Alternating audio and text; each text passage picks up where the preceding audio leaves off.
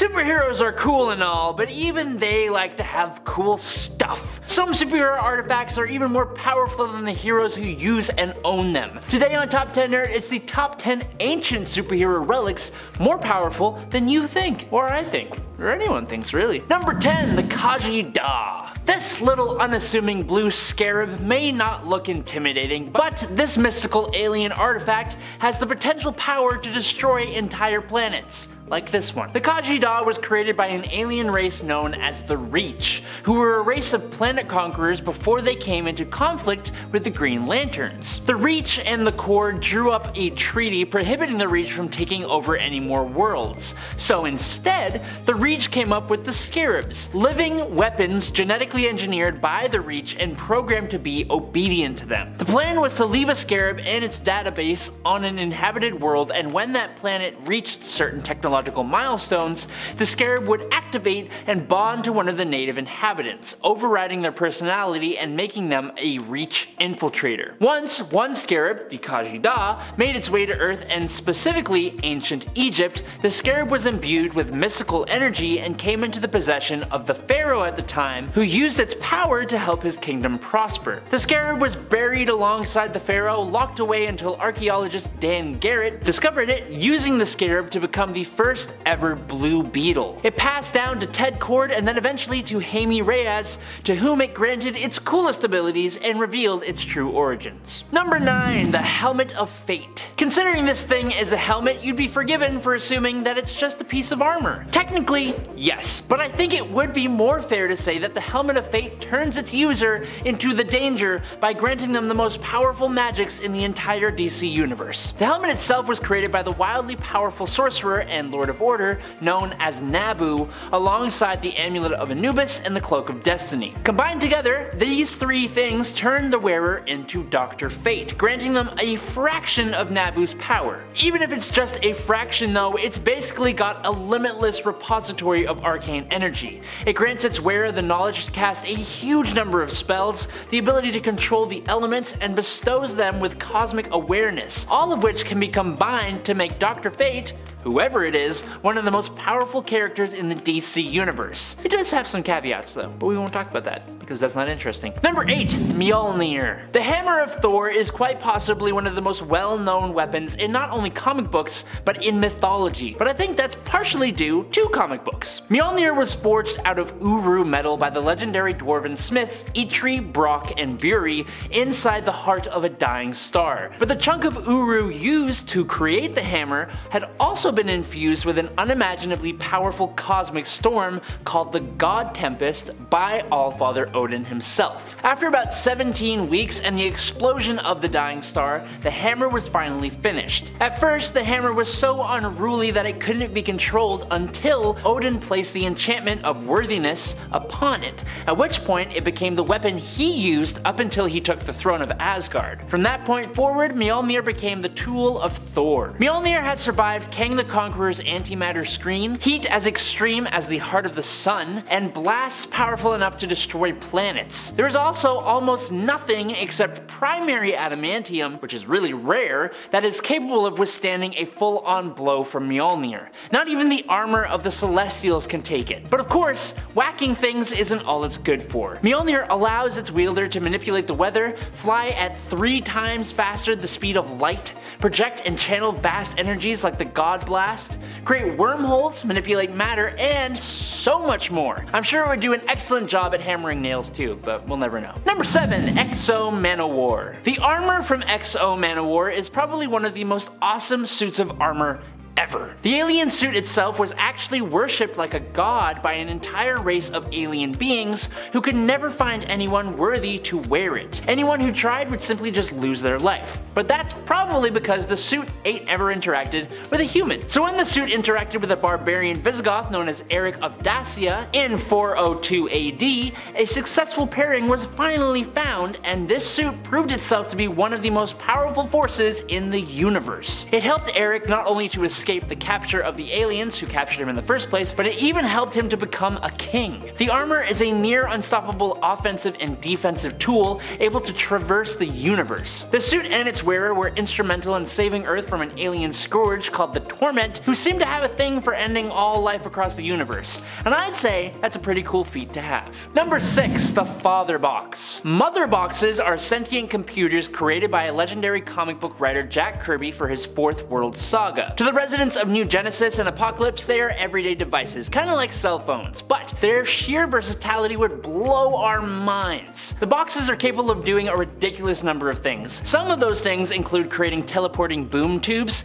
healing the wounded, energy manipulation, controlling other machines and even evolving them, creating force fields, mind control, combining sentient beings into a more powerful one, and allowing someone to breathe in space. But the Father Box is a dark doppelganger of the Mother Box. The Daddy Machine is like a Mother Box but with the dial turned up to 11. Along with sharing all the abilities that a Mother Box has, the Father Box can also access magic and create a silent version of the boom tube called a Hush Tube. Oh, and it contains all of the knowledge the new gods have ever assembled. Unfortunately, it also turns people evil, so weigh your options there, I guess. Number 5. Sword of Superman. Did you know Superman had a sword? I didn't. That's the end of the point. No, I'm just kidding. I think most fans of the Man of Steel are just used to the guy using his fists as his primary damage dealers. But for a very brief amount of time in Superman Annual number 10 from November 1984, a sword that is as old as the universe, forged by time and space itself, found its way to Superman when he had been defeated by King Cosmos. The sword itself had been traveling through space over billions of years, coming into contact with billions of beings, all of whom were unable to actually wield it. It wasn't until it finally reached its destination, Superman's outstretched hand, that the blade was finally used successfully. This ancient sword of both energy and matter gave Superman the power to defeat Cosmos, and it connected Superman to the energy of creation and granted him cosmic awareness as a test of his resolve. Superman passed this test by actually rejecting that power, and once he did that, the blade evaporated, leaving only the hilt, which Superman threw back into space to continue its journey. It was only there for about a minute, but tell me everything I just said wasn't cool as hell, and I'll call you a liar. Number 4. The All-Black Necrosword. All Black, initially born as the Necrosword, was the first symbiote ever created by Null, the god of Marvel Comics symbiotes. The sword was made out of pure primordial darkness and softened with the divine power of a slain celestial head. It was basically a sword created from living darkness, and it gives its wielder an exceeding level of power and capability, enough to be able to slay gods. After removing the All Black away from Null, the alien known as Gore is corrupted by both his hatred of gods and the dark symbiote itself, and he continues the quote butchering of the gods started by Null. Long after Gore's defeat though, in the King Thor timeline, King Thor uses it to stop Galactus from consuming the Earth, but then the All Black connects to Galactus, who becomes Galactus the World Butcher. When Ego the Living Planet arrives, the All Black goes to Ego instead and transforms him into Ego the Necroplanet, who then eats Galactus. Then the Ego is destroyed by this timeline's Loki, who takes the All Black Necrosword and becomes Loki the All Butcher. This sword needs to chill out, and I need a nap. Number 3. Crimson Gem of Cyttorak. The Crimson Gem of Cyttorak is a mystical and immensely powerful artifact that serves as the source of power for the unstoppable Juggernaut. Created by the deity Cyttorak, the gem embodies an ancient mystical energy that grants its possessor an almost invincible level of physical power and durability, which is really only a fraction of the power of Cyttorak himself. The gem's influence on its host is profound. It endows the Juggernaut with superhuman strength that is virtually unmatched, making him capable of shattering mountains and going toe-to-toe with some of Marvel's mightiest heroes like Thor and the Hulk. Furthermore, the gem grants him near invulnerability, rendering him impervious to most physical and energy-based attacks. The Juggernaut's momentum also becomes unstoppable once he starts moving, thanks to the mystical force that propels him forward. The Crimson Gem of Cyttorak serves as a testament to the raw, primal power of the ancient and mysterious gods hiding in the darkest corners of the Marvel multiverse. Number 2. The 10 Rings. The Mandarin's rings in Marvel Comics are a set of 10 powerful mystical artifacts that grant their wielder an array of incredible abilities, each corresponding to a specific finger. Created by an alien race known as the McLuhans, who Fin Fang Foom is a member of, these rings are among the most coveted and feared weapons in the Marvel Universe. Each ring possesses a unique power,